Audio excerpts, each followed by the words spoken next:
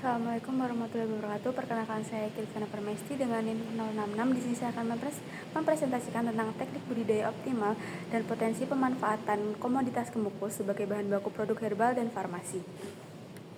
Untuk pertama itu latar belakangnya. Kemukus atau Piper subeba merupakan salah satu tanaman rempah Indonesia yang telah lama dikenal dalam perdagangan internasional, terutama sebagai sumber bahan baku minyak atsiri, dan obat tradisional. Lalu yang kedua ada klasifikasi botani dan morfologi. Kemukus sendiri dikenal secara ilmiah sebagai Piper subeba dan termasuk ke dalam famili Piperaceae, yaitu kelompok tanaman rempah aromatik yang juga menaungi lada dan sirih. Selanjutnya ada syarat tumbuh.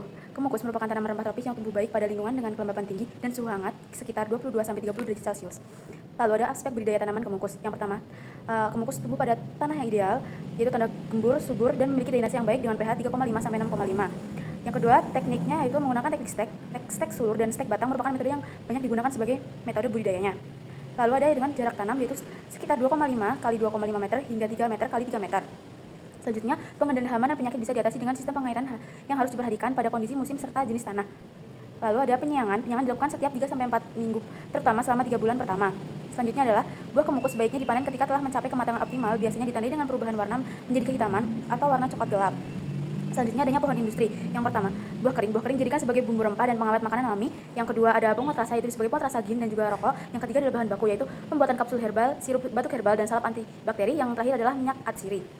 Selanjutnya ada analisis nilai tambah. Pengolahan kemukus meningkatkan nilai jual sebagai bahan obat herbal dan farmasi dimulai dari tahap awal yang sangat menentukan kualitas. Buah yang dipilih sebaiknya sudah matang dengan warna coklat gelap, karena ada fase inilah kandungan senyawa aktif seperti kubebin dan minyak atsiri berada pada tingkat optimal. Setelahnya dilakukan dengan proses-proses seperti pengeringan yang dilakukan secara alami dengan di bawah sinar matahari dengan suhu sekitar 40 derajat Celcius hingga kadar air mencapai 10-35%. Langkah ini penting untuk menjaga stabilitas senyawa bioaktif sekaligus mencegah pertumbuhan jamur dan bakteri.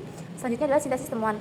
Hanya bahan baku dengan kandungan kubebin tertinggi pada profil fisik kimia memenuhi persyaratan yang dapat lolos standarisasi Farmakope Herbal Indonesia dan kemudian diproses menjadi granul, kapsul, atau bentuk sediaan farmasi lainnya. Sementara itu, kemukus dengan kualitas lebih rendah biasanya hanya digunakan sebagai rempah atau bahan penguat rasa, bukan sebagai bahan baku obat herbal berstandar.